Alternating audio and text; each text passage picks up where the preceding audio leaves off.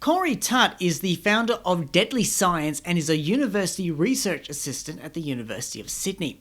He's also the 2020 New South Wales Young Australian of the Year and is a prominent campaigner for getting more Indigenous and Torres Strait Islanders into STEM fields.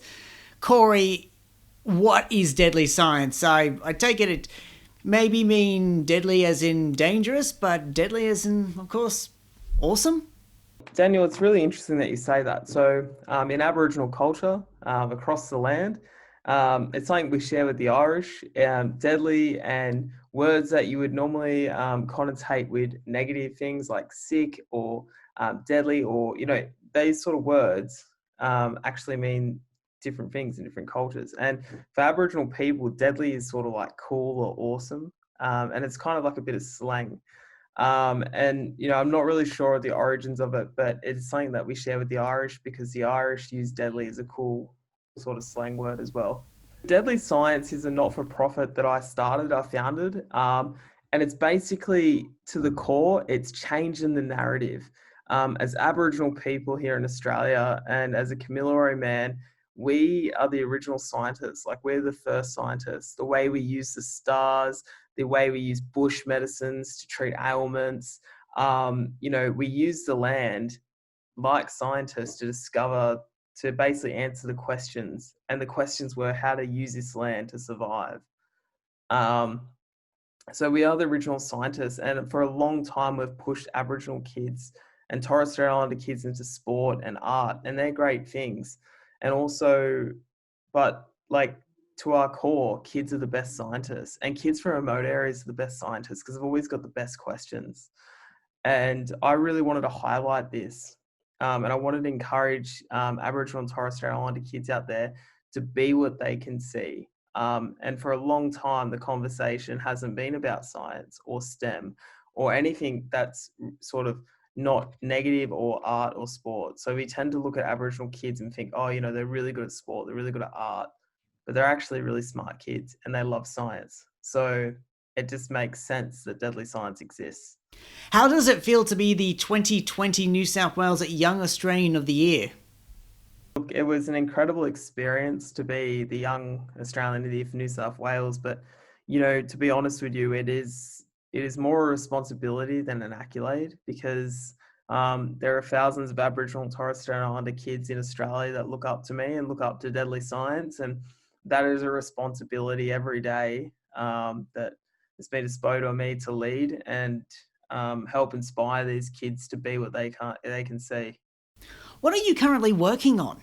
So, man, I've been working on all different sorts of things. I've been so busy. One of the things I want to do is I want to reduce the cost of food in community. So I've been working towards properly setting up my not-for-profit so we can turn this baby into something that is here forever, or as long as we need it. Because in a perfect world, there wouldn't be a need for Deadly Science, but there is. And I want to basically put greenhouses in community. I want to put 3D printers in schools. I want to teach kids skills that they're going to learn for life. I want to continue to supply books so kids can learn how to read and learn how to ask questions and also give facts. One of the biggest things we do as humans and how we connect with each other is by sharing information. And if I'm able to say to you, well, hey, Daniel, that water buffalo over there with those huge horns, what is its horns made out of? You can say metal, you can say bone, but then I say, look at your fingernails. Okay, that's what it's made out of, keratin. And then in that moment, I've just connected with you and I've shared that information. And I want to allow Aboriginal and Torres Strait Islander kids to share their history and their story so that people, one, will respect our people more, but then they can grow up believing that they can do science. What has Deadly Science done for schools affected by the South Coast bushfires? Well, I was actually born on UN country. So I was born in the Shoalhaven and I spent a lot of my childhood based on the South Coast. We moved around a lot, but for me, it was the UN nation and South Coast is always going to be home. And I was absolutely devastated to see the communities of Cobargo and Corma devastated by bushfires. And a lot of our students down there lost houses and they lost everything. They didn't just lose They just didn't lose clothes and stuff. They lost educational material. And when a fire goes through a community or a natural disaster happens, um, often people think of the essentials, but they don't think of the long term effects. And the long term effects are trauma and lack of educational resources as well. So the first thing that Deadly Science did was we got in touch with the schools down there and we ordered probably over $15,000 worth of books. And we provided books to all the schools in the South Coast so that the kids, one, can take home books. And I mean, by home, I mean they can find solace in some educational material and they can find something, a positive in a really negative situation. And a lot of these schools were under-resourced anyway, so they got an update to their library.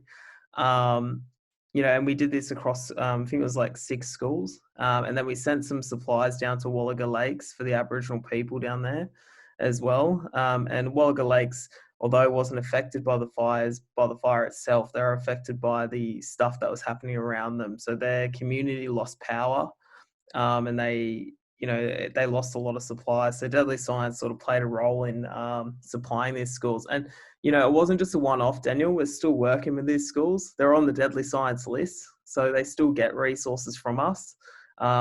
Life is a marathon, not a sprint. Corey, thank you so much for all the work you've done.